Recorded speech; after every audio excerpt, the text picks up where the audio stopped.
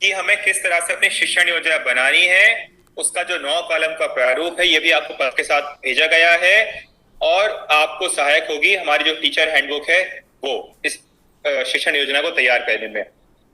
हमारे बहुत सारे स्कूल्स ऐसे हैं जहां पे शिक्षक नहीं है, बहुत सारे स्कूल्स ऐसे जहां पे एक शिक्षक है या एनरोलमेंट के आधार पर, कक्षा के आधार पर एक शिक्षक नहीं है।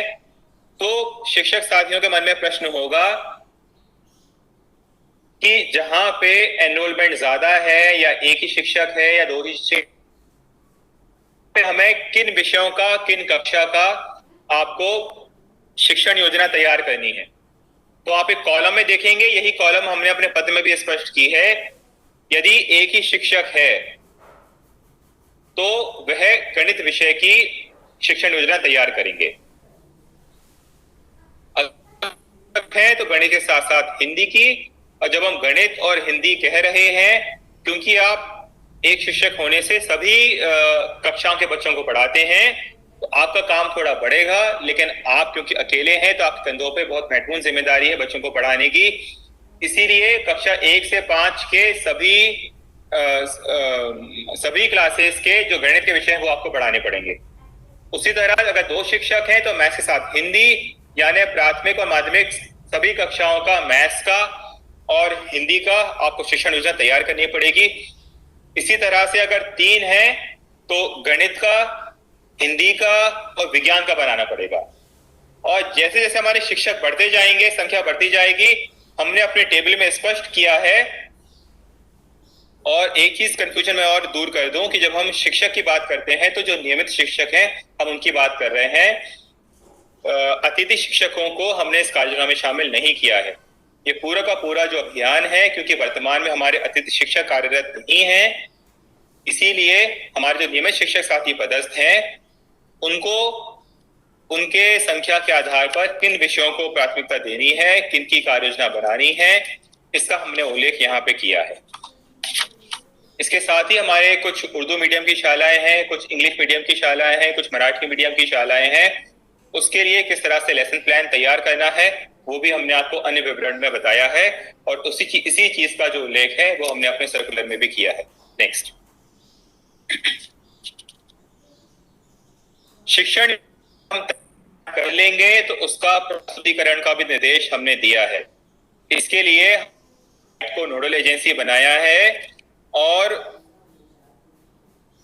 राज्य स्तर से भी हम कुछ चुनिंदा शिक्षक हैं, उनका जो शिक्षण योजना का प्रस्तुतिकरण है वो हम लोग यहाँ से आपको सूचना दे देंगे, पूर्व सूचना दे देंगे, ताकि शिक्षक साथी पूरी तैयारी से आरएस के द्वारा जो आप बीसी आयोजित होगी उसमें आए, पार्टिसिपेट करें, अपना शिक्षण जो प्लान है वो बताएं।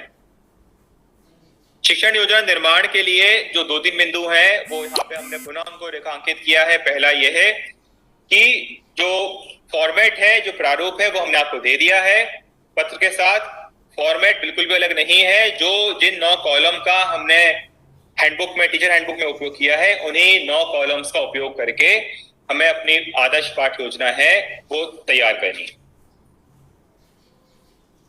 दूसरा, डाइट, जिला शिक्षा केंद्र, हमारे बीआरसी और जन शिक्षक हैं, आप सभी को अभियान में आपकी जिम्मेदारी अत्यंत महत्वपूर्ण है। आपको सुनिश्चित करना है कि प्रत्येक शिक्षक किताबों को पढ़ें, किताबों का अध्ययन करें और जिस कक्षा में विषय में वो पढ़ा रहे हैं उन विषयों की प्रत्येक पाठ की वो शिक्षण योजना तैयार करें।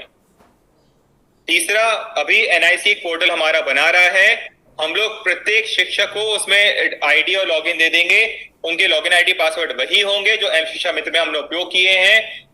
एजुकेशन पोर्टल पर प्रत्येक शिक्षक को अपनी कार्य योजना स्कैन करके अपलोड करनी पड़ेगी।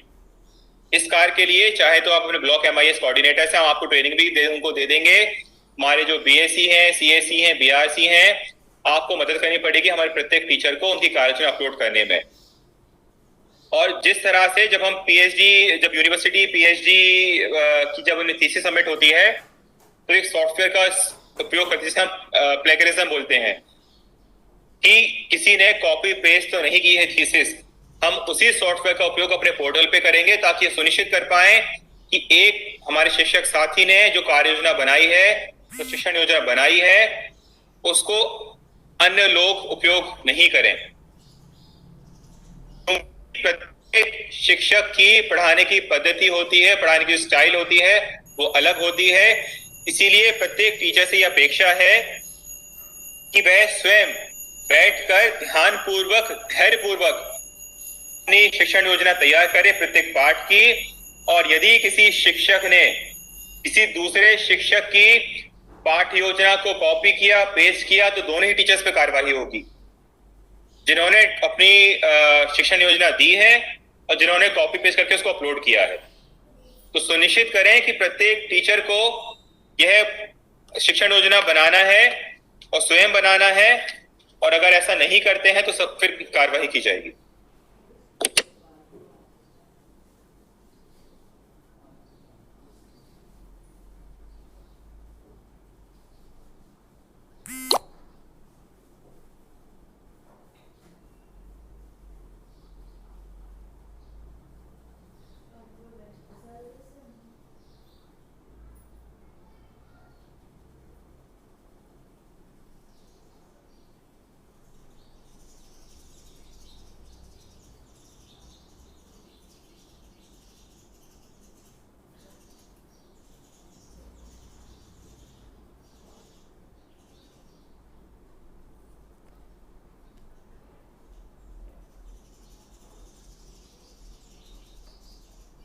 नंबर हम लोग जनरेट करेंगे और जो की यूनिक आईडी है उससे हम पिक करेंगे। और यही निर्देश डाइट के लिए है। हम लोग एक अलग से सॉफ्टवेयर तैयार कर रहे हैं कि हम प्रत्येक सप्ताह डाइट को सूचित करेंगे कि ये जो हमने लिस्ट निकाली है ये इन टीचर्स की है।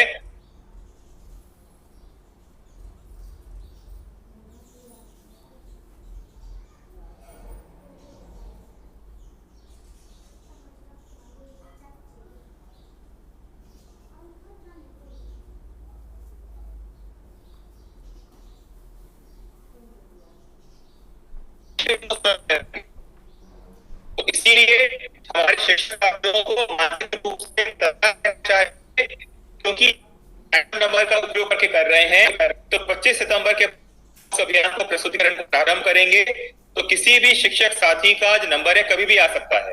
और सबकी जो संभावना, अगर हम मैथ्स का टर्म यूज करें, जो प्रोबेबिलिटी है किसी भी टीचर के नंबर आने की, वो बराबर है, समान है। इसीलिए हमने सेकेंड लाइन आप उसको बोल्ड में लिखा है, प्रत्येक शिक्षक को शिक्षण योजना के प्रस्तुतिकरण के लिए तैयार रहना अपेक्षित है। जब आपको 3 दिन के 4 दिन के नोटिस पे आपको सूचना मिलेगी कि आपको प्रस्तुतिकरण के लिए चिन्हित किया गया है, अब पूरे रात के शिक्षक साथी हैं, वो आपको सुन रहे हैं, देख रहे हैं, तो आपकी तैयारी उस स्तर की होनी चाहिए। उसका प्रस्तुतिकरण का एक प्रारूप है जो टेम्पलेट है, वो भी हम आपको बना के दे देंगे ताकि शिक्षक योजना का प्रस्तुतिकरण हो सके। सर्कुलर में स्पष्ट उल्लेख किया गया है कि शिक्षक साथी के साथ साथ हमारे जो बीएससी हैं, उनको भी अपने विषय से आशय है स्नातक स्तर पे जो उन्होंने विषय लिया था और जिस विषय के वो बीएससी सीएससी अपॉइंट किए गए हैं, उसके आधार पर उनको भी अपनी शिक्षण योजना निर्मित करना है। और आपको भी टीचर्स की तरह रैंडमली प्रस्तुतिकरण के लिए इनवाइट किया जाएगा, जिसका प्रस्तुतिकरण या तो आप राज्य स्तरीय या जिले स्तर के शैक्षिक संवाद में देंगे। नेक्स्ट, इस अभियान के ये 2 बहुत महत्वपूर्ण पहलू हैं जो हमें ध्यान देने की आवश्यकता है कि प्रस्तुतिकरण के साथ साथ हम ऐसे टीचर्स को भी चिन्हित कर रहे हैं जिन्होंने सबसे अच्छी शिक्षण योजना बनाई है। उनको ना सिर्फ हम पुरस्कृत करेंगे, बल्कि उनके नाम से हम राज्य स्तरीय कंपाइलेशन करेंगे कि इस कक्षा के पे जो हमें 3, 4 या 5 सबसे अच्छी जो शिक्षण योजना प्राप्त हुई है, हमारे टीचर फोटोग्राफ के साथ हम एक किताब तैयार करेंगे और भेंट स्वरूप ना सिर्फ उन शिक्षकों को देंगे बल्कि पूरे प्रदेश में उन किताबों को दिया जाएगा, ताकि हमारे जिन शिक्षकों ने अच्छा काम किया है उनकी पहचान पूरे प्रदेश में पहुंच सके। इसी तरह से हमारे जो सीएससी हैं, बीएससी हैं, आपके द्वारा जो शिक्षण योजना तैयार की जाएगी, आपको भी हम लोग मेंटर्स के रूप में उपयोग करेंगे, ट्रेनिंग के लिए, टीचर्स की मेंटरिंग के लिए और उनके गाइडेंस के लिए। दूसरा, इस पूरे अभियान में जिला शिक्षा केंद्र और डाइट की भूमिका है, वो बहुत महत्वपूर्ण है। आप एक एंकर की भूमिका अदा करेंगे और आपके द्वारा जो काम किया जाएगा इस अभियान की पर, कि आपने कितना फैसिलिटेट किया है टीचर्स को, कितना उनको गाइड किया है, किस तरह से मॉनिटरिंग की है, उसके आधार पर प्रत्येक जिले की ग्रेडिंग की जाएगी। और जो जिले पिछड़े हैं ऑब्वियसली उनके अगेंस्ट में जो जिले स्तर के अधिकारी हैं आपके अगेंस्ट में अनुशासन की जाएगी। तो दंड का भी प्रावधान है, पुरस्कार का भी प्रावधान है, बट ये अभियान उस तरह का होना चाहिए कि हमारे शिक्षक साथियों में हमारे पुरस्कार पाने की होड़ लगे और आप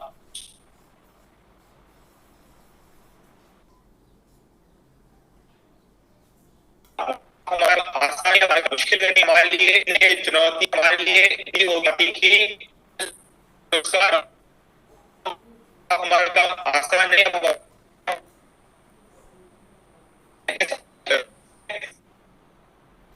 साथियों ने मेहनत की, आप देख रहे हैं कि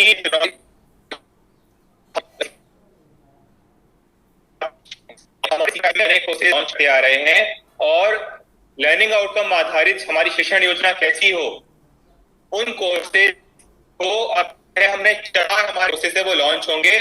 8 सितंबर को हमने सीखने के प्रतिफल, यानी कि सीखने के प्रतिफल के प्रति अगर हमारी बेहतर समझ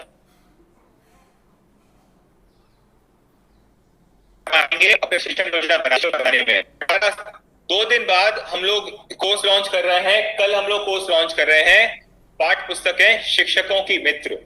आज प्रस्तुतिकरण करने का उद्देश्य यही था कि जो हमारे नए कोर्सेज आ रहे हैं, आप इनको भी अगर आप ये कोर्स पूरा कर लेंगे तो निश्चित तौर पे आप एक बहुत अच्छी, बहुत ही प्रभावी शिक्षण योजना तैयार कर पाएंगे। 28 सितंबर को हमारा जो नया तीसरा कोर्स लॉन्च हो रहा है, टीचर हैंडबुक, जो हमारा लर्निंग आउटकम आधारित टीचर हैंडबुक है, उसको हमें कैसे उपयोग करना है, उसमें कौन कौन सी विषय वस्तु को ध्यान में रखा गया है, इसका हमने उल्लेख किया है। और 8 अक्टूबर को हमने लेसन प्लान आप और कैसे अच्छा बना सकते हैं इसके बारे में एक हमारा पूरा कोर्स है, ये लॉन्च हो रहा है।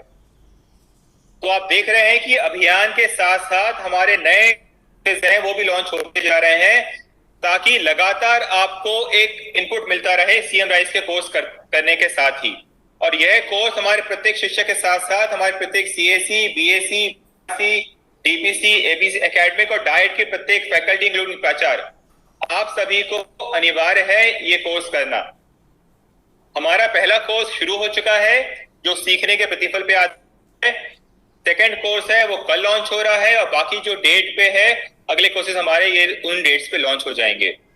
एक तब्दील, एक संशोधन हम जो कर रहे हैं, हमने हमारे सर्कुलर में डेट दी थी, परंतु हमारे जो लेसन प्लानिंग का जो कोर्स है वो लॉन्च हो रहा है 8 अक्टूबर को। तो आप समय सीमा की चिंता मत करिए, आप पूरे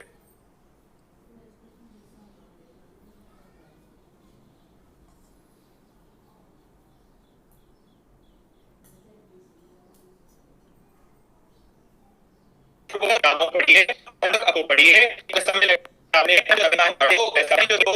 हम लोग जो अक्टूबर के महीने में ही प्रारंभ करेंगे, 8 या 10 अक्टूबर के बाद से ही। तो आपके पास पर्याप्त समय अपने पर्याप्त समय है अपना शिक्षण योजना तैयार करने का। हम जो प्रस्तुतिकरण प्रारंभ करेंगे हम घटते क्रम में करेंगे।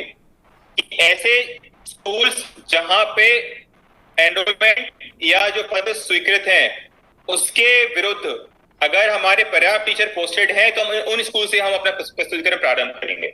तो ज्यादा संख्या वाले टीचर से कम संख्या वाले टीचर के स्कूलों में हम आएंगे। तो जो कम टीचर वाले हमारे स्कूल्स हैं जहां पे 1 टीचर है, 2 टीचर हैं, आपको पर्याप्त समय मिल रहा है अपनी कार्य योजना तैयार, अपनी शिक्षण योजना तैयार करने के लिए और प्रस्तुतिकरण की तैयारी के लिए। तो स्कूल्स जहां पे हमारे 100% टीचर्स पोस्टेड हैं, प्रथम चरण में उन्हीं स्कूल्स को प्रस्तुतिकरण के लिए बुलाया जाएगा। तो ऐसे शालाओं को अक्टूबर पहले सप्ताह से ही तैयार रहने की आवश्यकता है।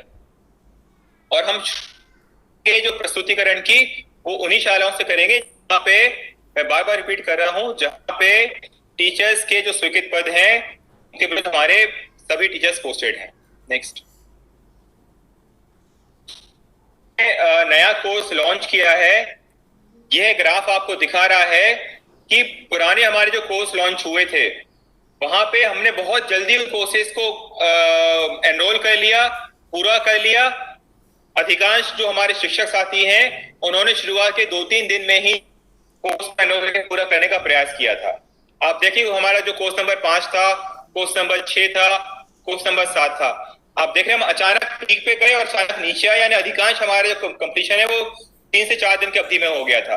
लेकिन हमारा जो भी हमने लॉन्च किया है 10 सितंबर में जो लॉन्च किया है, आप देख रहे हैं कि अभी भी हम पीक पे नहीं पहुंच पाए हैं। यानी कि धीरे धीरे हमारे जो टीचर्स का जो रुझान है वो कम हो रहा है। ये बहुत ही महत्वपूर्ण है। डाइट को, डीपीसी को मॉनिटर करने के लिए हमें सुनिश्चित करना पड़ेगा कि सीएम राइस पे जो हमारा प्रत्येक कोर्स लॉन्च हो रहा है, हमारे 100% टीचर्स हैं उन कोर्सेज को एनरोल करके समय सीमा में पूरा करें। तो जो ग्राफ आपको ब्राउन बिंदु से दिख रहा है वो आपको यह दिखाने की हम लोगों ने की है हमारे जो कोर्सेज हैं, जो हमारा नया कोर्स है उसको सीखने का जो रेट है वो बहुत कम है और अभी भी 1 लाख पा रहा है पुराने कोर्सेज की तुलना में, जिन टीचर्स ने इन कोर्सेज को अभी तक एनरोल नहीं किया है। तो कृपया करके हमने जो पेस मेंटेन किया है, जो मोमेंटम मेंटेन किया, जो प्रगति लाई थे, वो हम सुनिश्चित कर पाए कि हमारे सीएमएसई कोर्सेज में हो। यह इस प्रस्तुतिकरण की आखिरी स्लाइड है कि हमारा विद्यालय में प्रत्येक दिन हमारे टीचर्स को फॉर्म भरने की है वो पूरी की गई थी और जिसमें टीचर्स को प्रतिदिन फॉर्म भरना था कि किस तरह की मॉनिटरिंग हो रही है, किस तरह की है, उसको मॉनिटर करें और फॉर्म भरें। आप देखें कि हरदा प्रदेश में सबसे अच्छा काम करने वाला जिला है। हरदा, फिर दतिया, फिर खरगोन, शाजापुर, छिंदवाड़ा, ये हमारे सबसे बेहतरीन प्रदर्शन करने वाले 5 जिले जिनको हमने हरे रंग में दर्शाया है। इन सभी जिलों के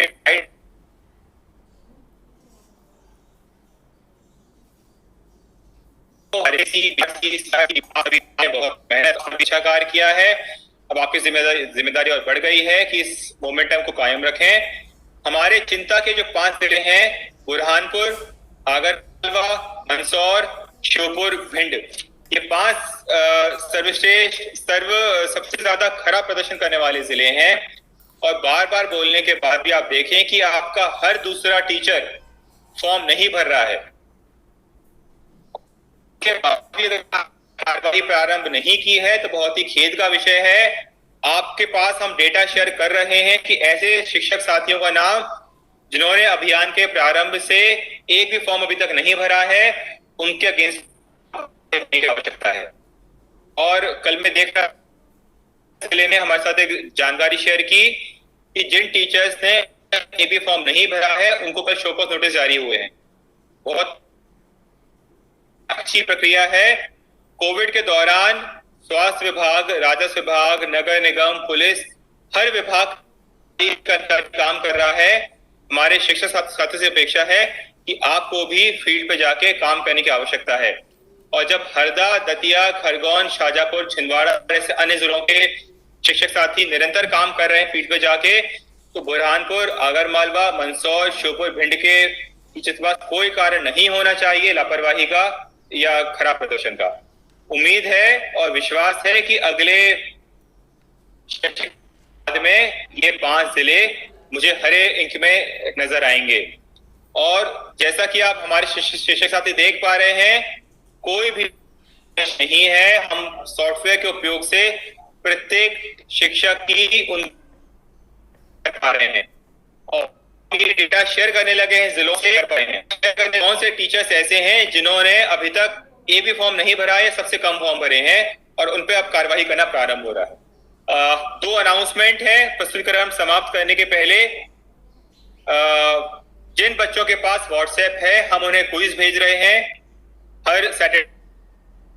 अभी हमने पायलट के तौर पे भोपाल संभाग से प्रारंभ किया था, पिछले सप्ताह हमने होशंगाबाद संभाग को जोड़ दिया और इस संडे से पूरे प्रदेश में हम व्हाट्सएप के माध्यम से हम बच्चों को क्विज भेजेंगे।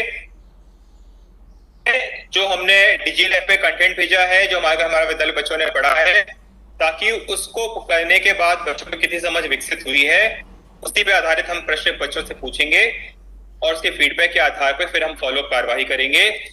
जो व्हाट्सएप असेसमेंट है इसमें टीचर्स की बहुत महत्वपूर्ण भूमिका है। जिन बच्चों के पास मोबाइल है वो तो अपना कर लेंगे अपने मोबाइल के माध्यम से, जिन बच्चों के पास मोबाइल नहीं है हमारे बहुत सारे शिक्षक साथियों ने बहुत ही अच्छा काम करके बच्चों के घर घर जाकर अपने मोबाइल का उपयोग करके बच्चों को एक क्विज सॉल्व कराई है। तो ये व्हाट्सएप आधारित असेसमेंट है, कैसे होगा इस पर एक प्रस्तुतिकरण है, एक कार्यशाला है ऑनलाइन जो कल 2:15 बजे प्रारंभ होगी। सभी शिक्षक साथी उसको सुने, उसका जो लिंक है आपके ग्रुप्स पे अभी आप 2 बजे तक पहुंच जाएगा, आपको मिल जाएगा। सर आकांक्षी जिला हमारा इसमें एक भी नहीं है।